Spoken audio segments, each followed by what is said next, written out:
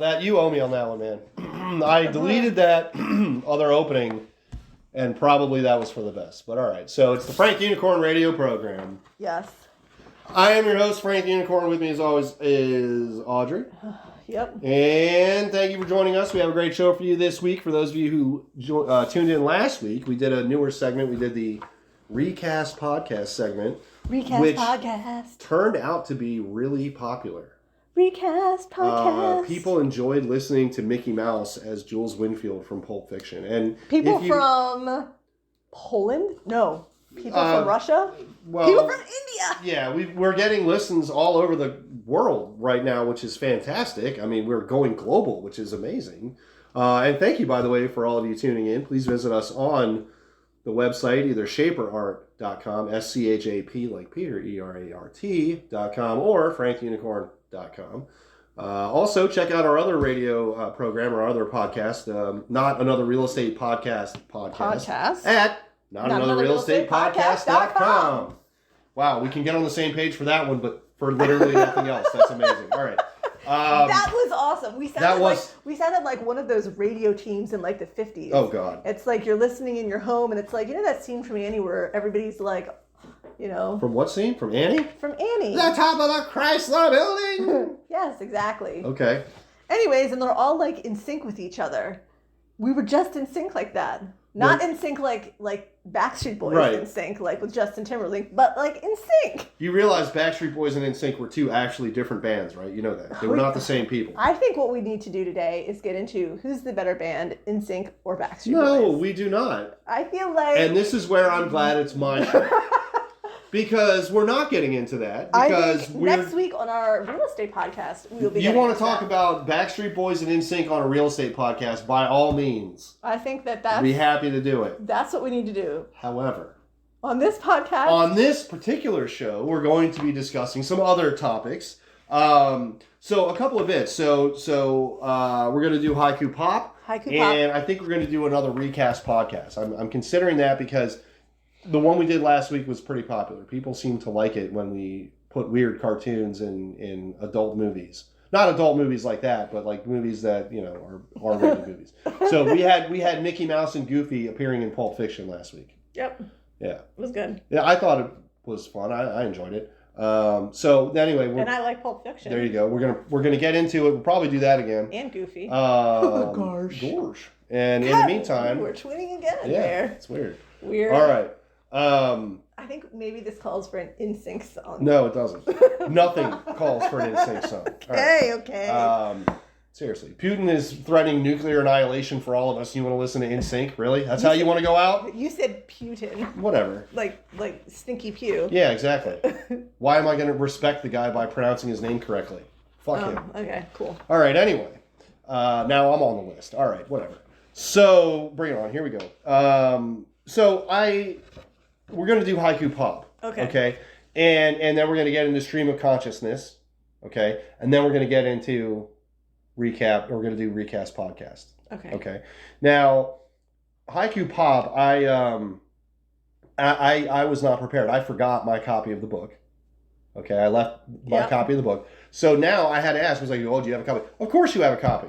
Of course you have a copy of the book. So this is actually your copy that I'm looking at. And this is the original. This is the first print run. This was the proof run before there were even chapters outlined in this, before I did any even basic editing on it.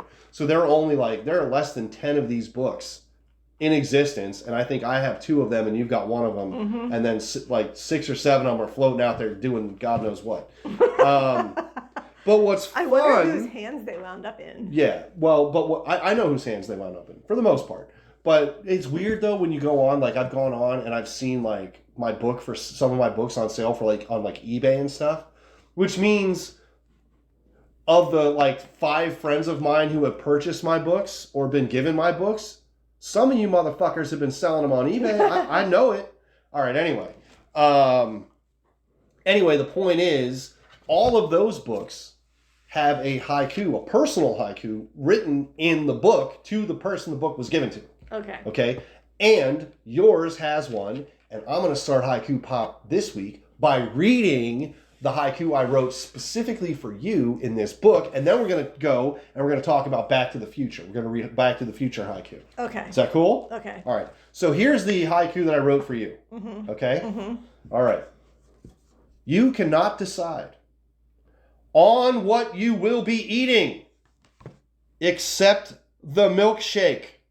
And then it says, the above poem is titled Every Meal I've Ever Eaten With You. And if you recall, on the very first Not Another Real Estate podcast that we did, we were going over talking about different hot markets and things like that. And then you had you just came up with your own list of all these are all the places I want to go. This is all the, and it was just randomly out of nowhere. And you changed your mind 5 times in 30 seconds. 3 times, because sometimes I can be indecisive. And I made the joke at that time.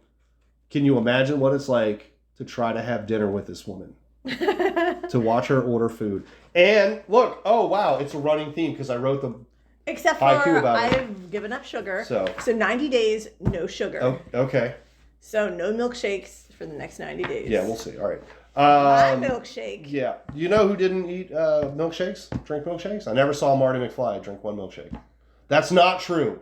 He did in the diner, I think, in 1955. No, he didn't. That was George. He had a milk. Make it a double. Chocolate milk. Lou. Make it a double. I don't know. You know, I've never been crazy about Back to the Future. Why? Because I don't like movies that involve time travel. We've talked about this a lot. I know you don't like time travel. I don't get it. I just, I can, logically, I feel like I can kind of grasp it, but still it makes no sense. I feel like it would never happen anyways, and I just...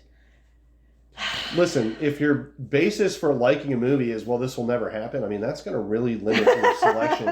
I know. I cannot figure out why I have this disdain for time travel movies in general. I don't know. But I did like Doc Hollywood. Okay. Well, that's definitely not a time travel movie. And also, Doc Hollywood is one of the... It's a bizarre movie, honestly. Because that's one of the few... that's a PG-13 movie with full frontal nudity in it. Really? Yes. I don't remember that. Oh, God, yeah. Absolutely. I'll never forget that. How am I going to forget that? It's the best scene of the whole film. Okay, pervert. Anyways, moving on. Marty McFly. Were a couple of pivots. All right. Pivots. So here we go. There's some weird... Back to the Future has some really weird implications. The time travel stuff makes it a really strange movie. And honestly, I'm shocked that they got the movie made based on what they had to have said in the pitch. Right? You know what else I hated about it? Go on. That stupid flying skateboard thing. The hoverboard. Yes. Okay, well, first of all, that was part 2. Anyways. We're discussing part 1. Part 1 was okay. Okay. Part 2, that was one of the worst movies I've ever seen. The third one, when they're cowboys, I liked that movie. I am very close to telling you to get the fuck out of your own house right now. Okay. How can you put down Back to the... Okay, whatever. Okay, I like the third one. All right. What was the brown-haired girl's name? Mary Steenburgen? Yes. She was Mary cool. Steenburgen. Ted Danson's wife. I guess maybe That's your takeaway from all three Back to the... Okay, wow. Okay, 3 Back to the Future movies with all the classic moments and elements and all the stuff going on and all those, and your takeaway is, well, I liked Mary Steenburgen in the third one. Really? Wow. I guess. Just wow. I liked the car. Okay. I like the car. We're making progress. I did. What type of car? Do you know what type of car it is? Come on, this is easy. No. Are you kidding me? No. Really? No. Wow. Okay. Wow. Okay. Yes, of course I did. I'm having a mental thing. You're having a mental thing. Yes. You know it's a DeLorean. Yes. Okay. Interestingly enough, time machine, the guy DeLorean was a criminal. No, he wasn't. Actually, no, he wasn't. This is a great example of what happens when you make an accusation on someone and they are found not guilty, but they don't report that nearly as much as when he got indicted. No, he did not kill himself, and he was found not guilty. John DeLorean has gotten a bad reputation, and he's been smeared for years unfairly. And the only thing the guy tried to do make a good car. Was make a good car. But in the end, it was a crappy car, but it looked awesome. It wasn't a crappy car. It had a weak motor because they made the mistake of I hate to say, they made the mistake of getting a Peugeot motor for the car, which was a mistake. If he had been able to source and get an American engine or a more Japanese engine, more reliable engine for the car would have been a much, much better hit. The problem, too, is that the car was so heavy that it was underpowered even with the big V6 in it. So why are we talking about DeLoreans when we should be talking? This is the Frank Unicorn radio program. We should be talking about like movies and TV and shit. Okay, I liked the car. I did not like the clock tower. Okay, now you don't like clock towers. And I didn't really like Michael J. Fox when I was a kid. He just seemed so short. Wow. I don't know. Wow. And not really that great of an actor. Except for in that, like, what was that sitcom that he was in that I really liked with the old guy? I don't know. The sister with the brown hair and the guy, the blonde mom. You talk about Family Ties? Yes. That's the only thing. You couldn't remember that he was in Family Ties. That was the You were alive in the 80s. That was the only show. Well, I couldn't remember what the DeLorean was just now. I couldn't remember. This show is off to a rollicking start, and what a follow-up to the one we had last week, which ended so well. So the thing about it was Family Ties was a great show, and I could never, ever see him in anything else. I only ever liked Michael J. Fox in Family Ties. So, nothing else. So only is Alex P. Keaton, the annoying little conservative that had a picture of Richard Nixon in his bedroom. Yes. Wow. Okay. Anyways, moving on, back to the future. Anyway, back to the future and back to the humor. Haiku hopefully, Pop. This was funny. Haiku. Haiku. So, all right. So there's some weird stuff that's happening in Back to the Future, which evidently Audrey doesn't care for the movie, doesn't like DeLoreans. Can't remember their names and only can see Michael J. Fox as Alex P. Keaton. By the way, he also was in a sitcom called Spin City for years. I know, didn't like it. So he's done many, many, many things, all those things, okay. All right, so here it is. Biff, back in high school, grabbed my wife in a car. Now he waxes mine. It was always weird to me when Marty comes back from 1955 to 1985. The fact that everybody, George McFly knows that Biff attempted to assault his now wife, Lorraine. Okay? Mm-hmm. He attempted a assault of an indecent type upon this woman. And yet, 30 years later, they're still friends and he's waxing your car. No, George McFly. See, no. That's why I didn't get it. That is so weird. All right. Another weird thing in Back to the Future, right? And now we'll get into this a little bit because it's actually explained more in the original script, which was vastly different than the shooting script, by the way, as we've just found. So here we go. Doc knew Marty how? This friendship makes no damn sense. Marty is no nerd. The reason I say that, okay, Doc Brown, he's a mad scientist. He's a nuclear physicist. He's a crazy inventor and everything. And he's friends with Marty. And Marty is not a nerdy kid. You would think if Marty McFly was the kid watching Star Trek with the Coke bottle glasses, me, it would make sense that he was friends with a mad scientist, right? Mm-hmm. But the fact that Marty is the cool kid that rides around on a skateboard, has a super hot-ass girlfriend, has a band, plays rock and roll, pisses off Huey Lewis, right? Because he's too darn loud. He's one of the cool kids at school. How is the cool kid hanging around with this weirdo scientist? It's a strange relationship. Okay, let me interject really quick. Go on. Another thing that I liked about it was Huey Lewis. Tower of Love is one of my favorite songs ever. Yes, I know that. Ever. I know. Love Huey. Yes. Okay. Everyone loves Huey Lewis. One of my favorite Back to the Future theories, and there's a whole ton of them, but one of my favorite ones, and it's not my original theory, it's been out there for years, but one of my favorite theories is that Marty didn't, the Marty that came back, okay, because when you see Marty arrive at the mall in the start of, towards the beginning of the movie before he goes back to the future, okay, so he gets there and he sees Doc Brown and set up everything. Okay, fine.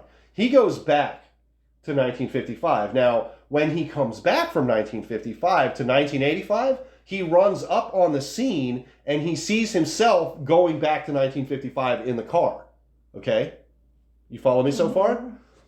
Here's the thing.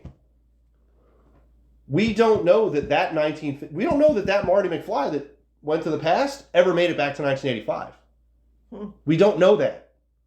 It's an open thing. It's an open loop. We don't know. So that's why I don't like time travel. But here's the thing. This is a great theory. So the theory is this, that the Marty that went back then, so the second Marty basically that went back, that he sees himself go back, okay, is not the same Marty that came back, but that Marty got stuck in 1955.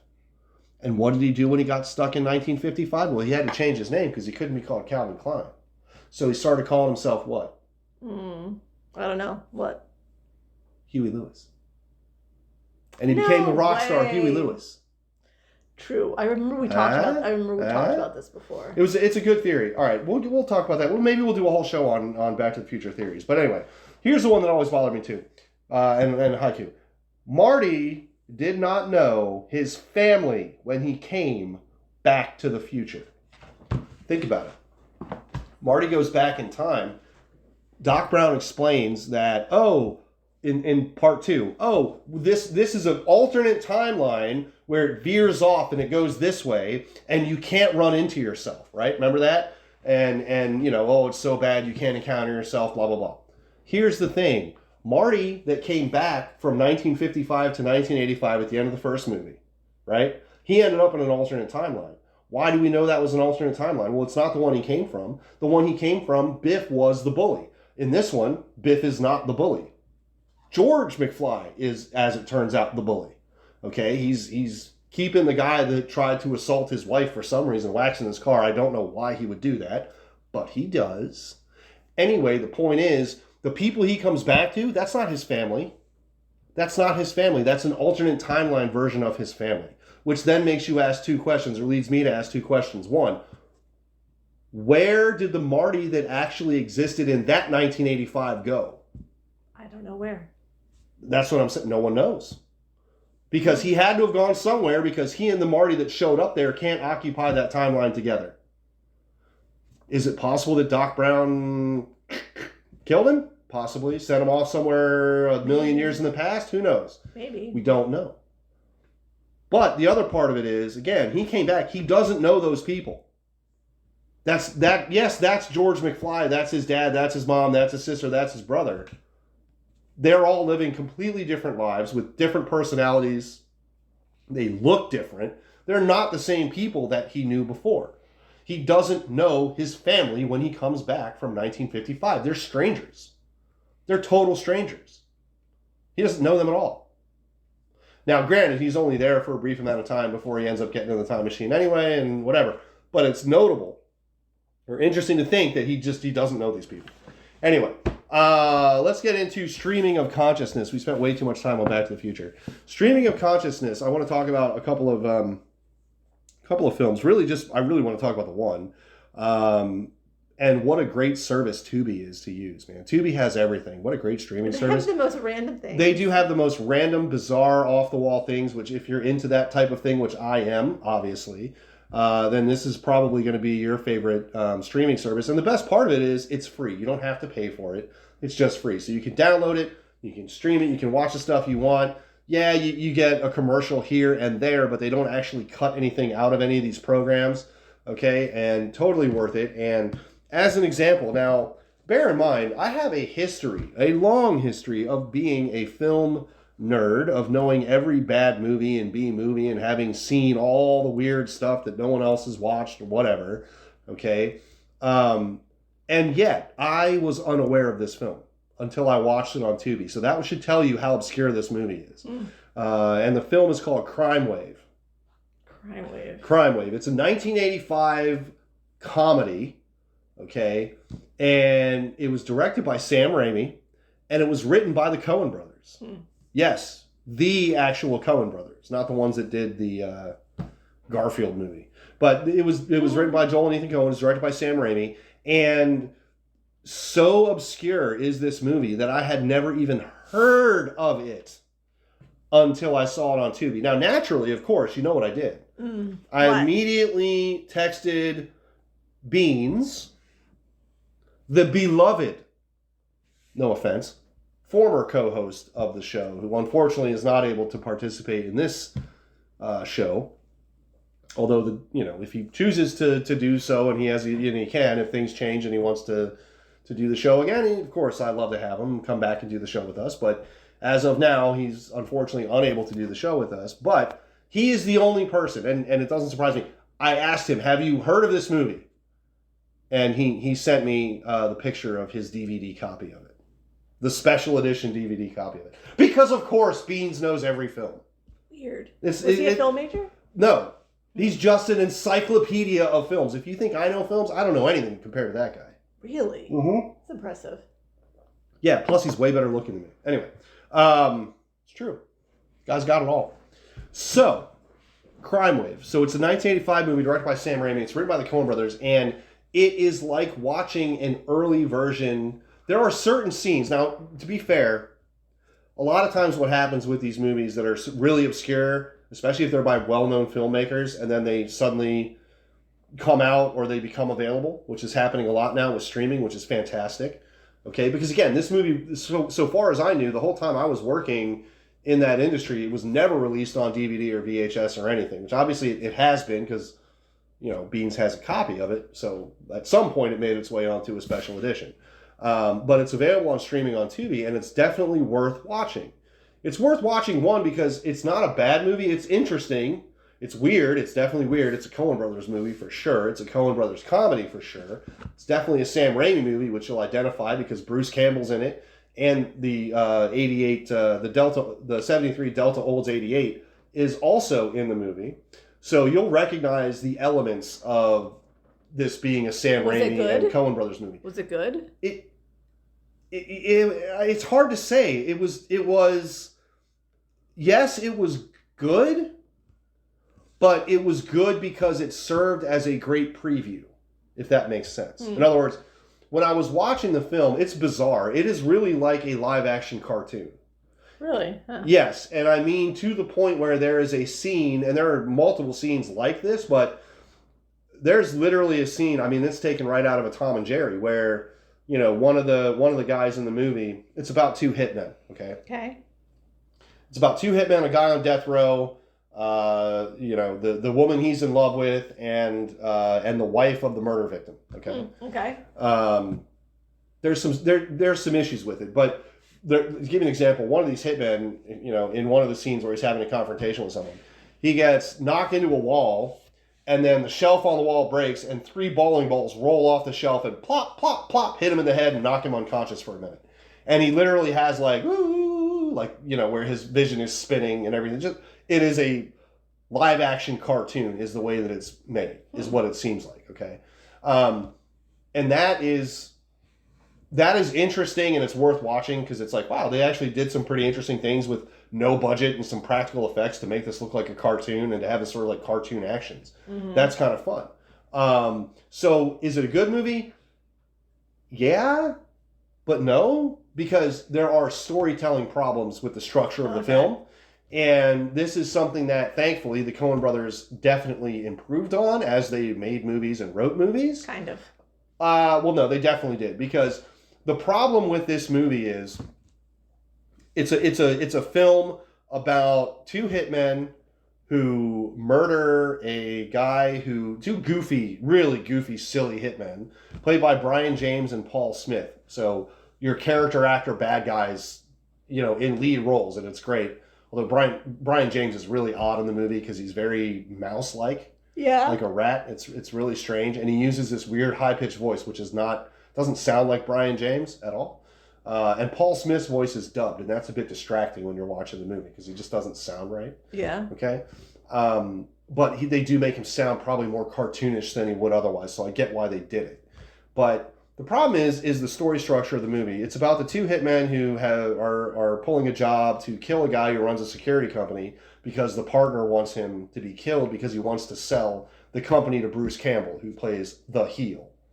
Literally the heel. Mm-hmm. Bruce Campbell was supposed to play the main role, the lead role in the movie, and they wouldn't let him. The studio wouldn't let him, and that's a huge detriment to the film, because I really believe if Bruce Campbell had been the main character, the hero, it would have been a much better film. Because Bruce Campbell's that good. I mean, he's great as a bad guy, he's great as a heel, but he's got such limited screen time, right? Yep. So the story structure problem with it is this movie is told in flashbacks. And when you have a film that has a climax where one of the parties is in danger or peril, you really can't tell that in a flashback. You can't do that as a flashback because you ruin the integrity of the story. And that's really what happens with this one, is it starts with the main character, the quote hero, on death row. He's going to get executed. He's going to the electric chair to be executed for these murders. And then it's him explaining how he ended up there. So it's a really tired, overused, worn out movie trope to start with oh, how did I end up here? Let me tell you what happened, right? That's kind of worn out. But the problem with it is, especially in a film like this, because this film is so bizarre, weird, off the wall, you don't know what the hell's going to happen next. And you get you kind of get into it with, oh, these characters are fun, they're cool. You know, it's Cohen Brothers, it's early, but it's Cohen Brothers script.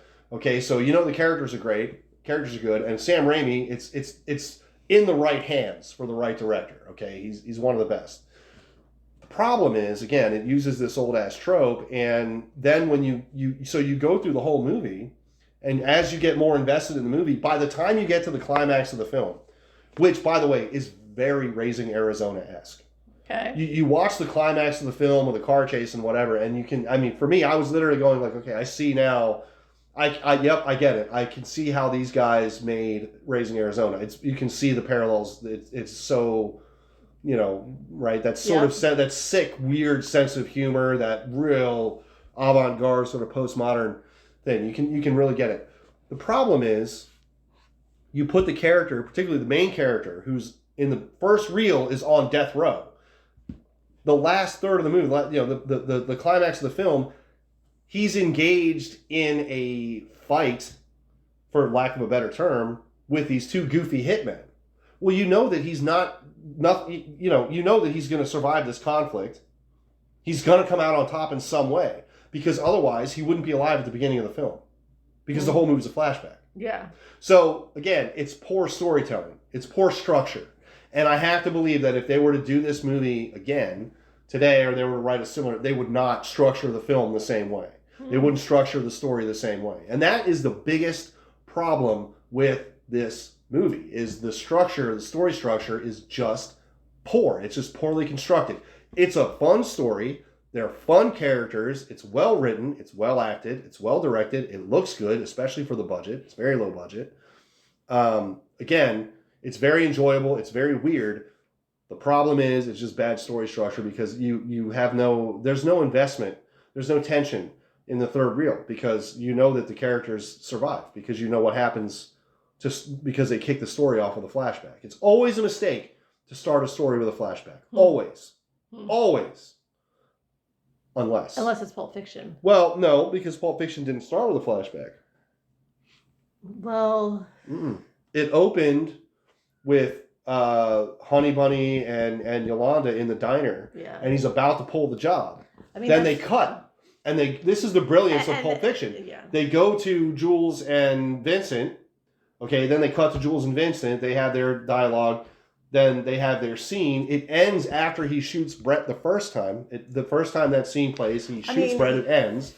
It goes to the next. I shouldn't compare anything to Pulp Fiction. No, because again, that is a masterpiece of storytelling, especially in a non-linear fashion. It's really hard to tell. It's the best. Coherent story, non-linear. The best American film ever made, in my opinion. Yes. But anyway, Crimewave. Second best for me. Okay. But anyways. So Crimewave. It's on Tubi. It is streaming. You can watch it right now for free. I highly recommend that you watch it. Again, I'm not highly recommending it because I think it's a great film. That's not the case. I think it's a notable film, and it's absolutely worth watching. There's a lot of fun to be had, and there's a lot of takeaways from it. But don't go into it thinking you're going to watch Fargo, because it's not that quality. Don't go into it thinking you're going to be seeing Raising Arizona. You're not.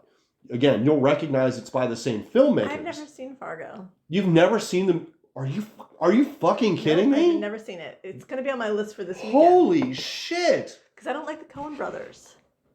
Wow, I'm shocked by that. They've made so many great movies. What's the issue? What's a good one? Fargo, Raising Arizona. Raising Arizona was okay. Seriously, Blood Simple? Nah. The Big Lebowski? Okay, The Big Lebowski was good. Okay, it might be like my brother's favorite movie. I mean, good? I'm staring at you with a, oh my God. They always told me I needed to watch it like a second or a third or You fourth have to. or You have time. to watch The Big Lebowski multiple times. It is so hilarious. Okay, what else? It's a great movie. Dude, the Cohen brothers make great movie after great movie after great movie. Who did There's Something About Mary? The Farrelly brothers. Oh, they're way better. Kidding. Wow. Kidding. I was close. Oh my God. Wow. You're trying to give me a heart attack over here. Close. We very much disagree on this, but it's shocking to me that you've never seen Fargo. Fargo because I've always meant to watch it, but it's an achievement in filmmaking. But every time I watch the Coen Brothers, I'm just like, oh, do I have to? Then I do. I'm not saying that they're bad. I'm just saying like it doesn't grasp me. Fargo is one of the few movies that I've ever seen where it lived up to the hype. So before I ever saw Fargo, Siskel and Ebert very famously gave it a glowing review. Okay, the word of mouth on it was like, this is one of the best movies you'll ever see. This is a great movie. And I mean, the hype was out of control, okay, when the movie came out. And shortly after the movie came out, when it was in its theatrical run. And I was like, right? Because you know me. I'm like, if you hype it, I immediately lose. I start to lose interest when it starts getting overhyped. Yeah. Right? We're similar in that way. Yeah. And I was like, okay. So I reluctantly watched Fargo. And it lived up to the hype. It is every damn bit as good, entertaining, funny, shocking. It is an everything movie. It checks all the boxes. I'm going to watch it this weekend. It checks all the boxes. Is there a love story? No. Ugh, okay. Do you know what Fargo's about? I vaguely remember. William H. Macy. Doesn't somebody die? A lot of people die. And then there's like a search for them, and then it's got that blonde woman. Wait, was it his wife? Yeah, Frances McDormand. Yeah. She's fantastic. She's a great actress. She's a great actress. Ugh, kind of depressing. It's like every time I watch her, I'm like, ugh, how depressing is this going to be? Fargo is, I don't want to say it's not depressing, because I guess you could find it depressing. But it's like in the cold. Maybe I've never watched it. Well, it takes place in Minnesota, yeah? Yeah. Because I've never... I mean, that's weird, because like Fargo's in North Dakota. But, it takes place mostly, up the upper Midwest of Minnesota. But it's funny. Hell yeah, it's funny. Okay. It's funny, it's engrossing, it's entertaining, it's, the plot of the movie is that William H. Macy, who's fantastic, hires these two hitmen to kidnap his wife and hold her for ransom because he wants to get money from his wealthy father-in-law to do some business deal. And the father-in-law doesn't respect him and won't give him the money. This sounds like a Ben Affleck movie. No. Ben Affleck's never made a movie anywhere close as good as Fargo. Reindeer Games? Is that what I'm thinking of? Reindeer Games is absolutely horrid movie. I feel like I've seen that. That's the movie with Gary Sinise and Charlize Theron, and it's terrible. And it has nothing in common with Fargo, other than the fact that it's technically a movie. That's it. The only thing. Yeah. Fargo is... I'm shocked that you have never seen Fargo. I mean, it's come up so many times, and my brothers are like, oh, you gotta see this, because they're like huge Coen Brothers fans. And I'm they're smart. And I'm like... And good looking. They are. But I'm like, it just... I've wanted to watch it a billion times, but every time I turn it on, I'm just like, I don't know if I can do this. I recognize that there are some films like that for folks. Everybody's got some movies. It's like every Coen Brothers movie for me. Listen, everybody's got some films like that, and no one ever wants to admit it. So most times people will just pretend like they've seen the movie. They won't have the courage to admit that they haven't seen it. I mean, much less on a podcast, so I give you a ton of credit. But like Raising Arizona, like I can say that I've seen it. It's a good movie, but would I place it in my top 10, 20, 50? No, just because it's a good movie, but I'm good never seeing it again. Okay. It's not really memorable. It's not memorable? Are you nuts? It's just, I don't know. There's something so... Well, I mean, I guess that's fair. If you're not a Coen Brothers fan, then that is probably a fair statement. What's the word I'm looking for? All their stuff is like, eccentric or bougie. I'm not. It's not bougie. It's bougie. Eclectic, but maybe that's what I don't. They like are very avant-garde. They do not follow standard rules, and they do their own thing, and it's great. Which I like, but I don't know why something's not clicking with me in them.